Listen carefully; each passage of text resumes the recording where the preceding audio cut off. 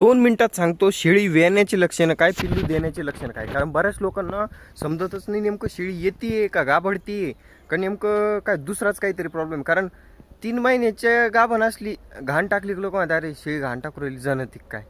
लोकांना एकतर गाभण काळ माहीत नाही. एक गोष्ट ध्यानात ठेवा, शेळीचा गाभण काळ असतो 147 दिवसापासून ते 157 दिवसापर्यंत, म्हणजे पावणे 5 महिन्यापासून तर 5.5 महिन्यापर्यंत दिवस घेते. शेळी किती वेताची आहे, भादी आहे का कशी आहे त्यानुसार ती पिल्लं देत असते, ही गोष्ट ध्यानात ठेवा. त्याच्यानंतर काहीच नाही वास.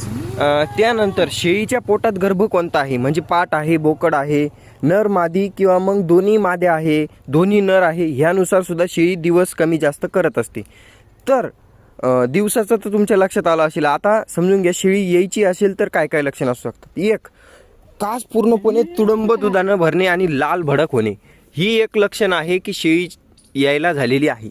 त्याच्यानंतर शेळी कावरी बावरी होणं. आता बघा आपलं फार्म आहे तिकडे आणि शेळी चालत आलेली आहे इकडे, तर हे एक लक्षण आहे शेळीचं की कावरी बावरी होती. त्याच्यानंतर दुसरी गोष्ट, 3 वेळा लघवी करण्याचं जे लक्षण आहे, म्हणजे समजून जायचं की तिला पेन सुरू झालेलं आहे आणि थोड्या वेळामध्ये ती शेळी येणार आहे.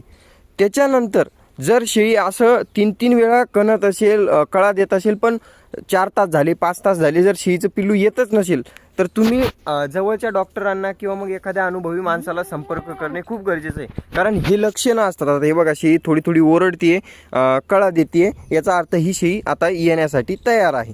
त्याच्यानंतर शेळीचा शेपटीचा वरचा भाग, हा भाग पूर्णपणे असा खड्डा पडून जातो, बसून जातो, असे बोटं एकमेकाला लागतात, तर समजून जायचं शेळी ही यायला झालेली आहे. पुन्हा गाभडण्याची आणि जणण्याची लक्षणं समजून घ्या. जर शेळी गाभडत असेल तर एकतर 4.5 महिन्याच्या अगोदर किंवा मग लाल घाण फेकते.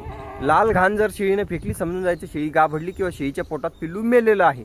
आणि जर शेळीनं व्हाईट डिस्चार्ज केला, म्हणजे आपला ढवळ्या पांढऱ्या कलरचा डिस्चार्ज केला, पातळ एकदम, तर समजून जायचं की शेळी येणार आहे.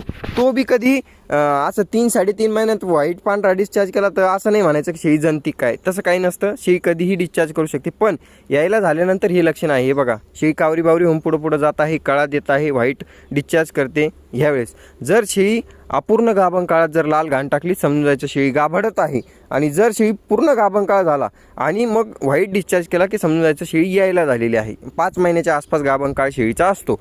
दुसरी गोष्ट म्हणजे काय की शेळी यायला झाल्यानंतर शेळी ही कावरी बावरी होते, एक साईडला जाऊन उकरते पायाने, आणि हे सर्व लक्षणं तिचे यायला झाल्यानंतर असतात. बाकी माहिती कशी वाटली कमेंट करून नक्की सांगा. इंस्टा फेसबुकवर फॉलो करून घ्या, यूट्यूबवर सबस्क्राईब करून घ्या. धन्यवाद.